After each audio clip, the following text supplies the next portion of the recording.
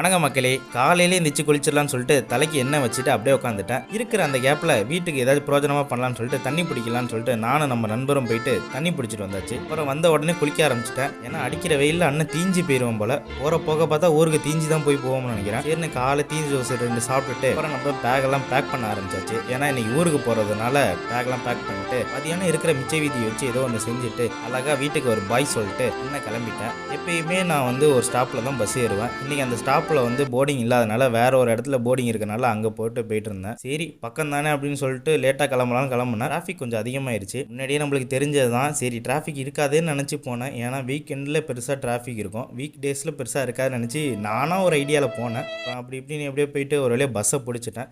நம்மளுக்கு சிங்கிள் சீட்டு கிடைக்கல, double seat தான் இருந்தது. சரி பக்கத்தில் யாரும் வரலன்னா உருண்டு ஜமாய்ச்சிடலான்னு நினச்சேன். நீங்கள் நினைக்கிற மாதிரி இல்லை.